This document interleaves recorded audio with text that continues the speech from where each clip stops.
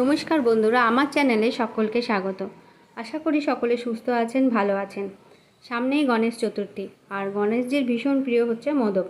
তাই আজকে আমি বানাচ্ছি মোদক। চলুন কিভাবে বানাচ্ছি আপনাদেরকে দেখিয়ে দিই। প্রথমেই আমি মোদকের ভেতরের পুরটা বানানোর জন্য কাজু, কিশমিশ, পেস্তা আর আলমন্ড বাদাম অল্প অল্প করে নিয়ে নিয়েছি। একটা কড়াইতে সামান্য জল নিয়ে নেব, তার মধ্যে 1 কাপের মতন দুধ দিয়ে দেব।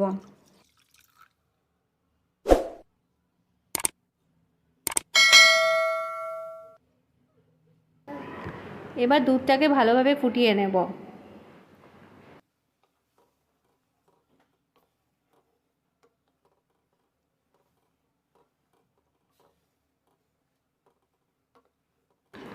দুধটাকে ক্রমশ নাড়া দিয়ে যেতে হবে। দুধটা নাড়াতে নাড়াতে যখন অনেকটাই ঘন হয়ে যাবে, তখন তাতে 1/2 কাপ গুঁড়ো দুধ মিশিয়ে দেবো। গুঁড়ো দুধটা মিশিয়েও ভালো করে নাড়া দিতে হবে। দুধটা তলায় যাতে লেগে না যায়, তার জন্য বারে বারে নাড়া দিতে হবে। এবার আমি দিয়ে দেব বড় চামচে 2 চামচ চিনি। চিনিটাকে দিয়ে ভালো করে নাড়াচাড়া করতে থাকবো।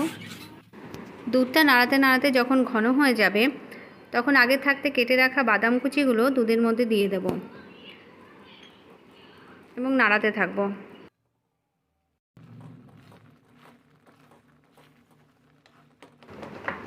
দুধটা আরও ঘন হওয়া লাগবে, তার জন্য ক্রমশ নাড়া দিয়ে যেতে হবে।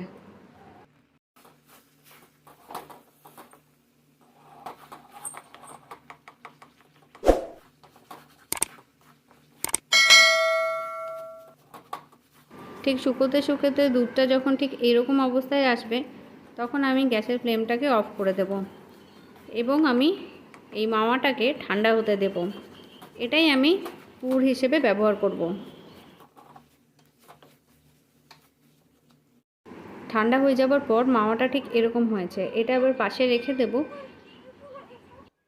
এবার আমি 1 কাপ চালের গুঁড়ো নিয়ে নিয়েছি, আর কড়াইতে আমি ঠিক ওই একই পরিমাণের 1 কাপ জল দিয়ে দিয়েছি।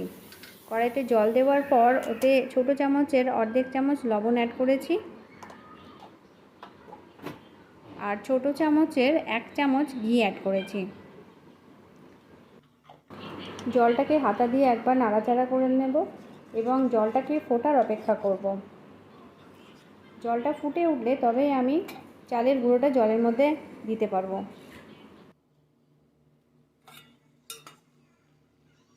জলটা ফুটে উঠেছে, এবার আমি চালের গুঁড়োটা 1 কাপ যে চালের গুঁড়ো রেখেছিলাম সেটা জলের মধ্যে দিয়ে দেবো। দিয়ে ভালো করে নাড়াচাড়া করতে হবে।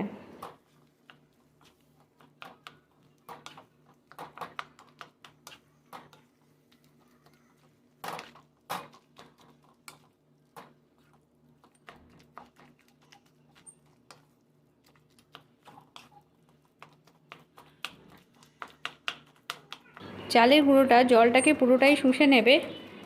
এরপর ভালো করে নাড়াচাড়া করে আমরা একটা ঢাকা দিয়ে রেখে দেবো খানিকক্ষণের জন্য।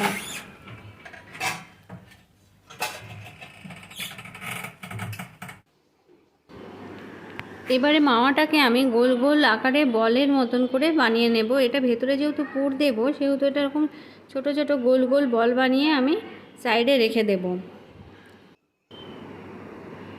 এবার চালের গুঁড়োটা অল্প অল্প গরম থাকা অবস্থায় ভালো করে এটাকে মেখে নেব। এটা ভালো করে চেপে চেপে মেখে ড বানিয়ে নেব।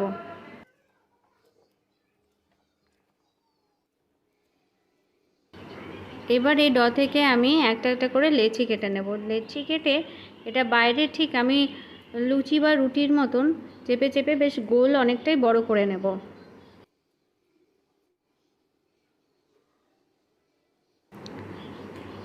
এবার মাওয়ার যে বলটা সেটা ভেতরে রেখে আমি ঠিক এরকমভাবে ধীরে ধীরে পুরো জিনিসটা মুড়ে ফেলবো। ঠিক এরকমভাবে মোড়াটা হবে। মোদকের আকারটা এভাবে দিতে হবে। খুবই সোজা বানানো। দিয়ে এটা তৈরি হয়ে গেছে একটা। একইভাবে আমি আরেকটা গোলা নিয়ে নেব। নিয়ে এটাকে আমি লুচির মতনই চেপে চেপে গোল করে নেব। করে ভেতরে আমি মাওয়ার পুরটা আবার ভরে নেব। ভরে আগের মোদকটা যেভাবে তৈরি করেছি ঠিক একইভাবে ওভাবেই এটাকেও তৈরি করব। বন্ধুরা, আমার চ্যানেলটি সাবস্ক্রাইব করে অবশ্যই করে আমার পাশে থাকবেন আর বেল আইকনটি অবশ্যই করে প্রেস করবেন, তাতে করে আমার পরবর্তী ভিডিওর যে নোটিফিকেশান আপনারা পেয়ে যাবেন।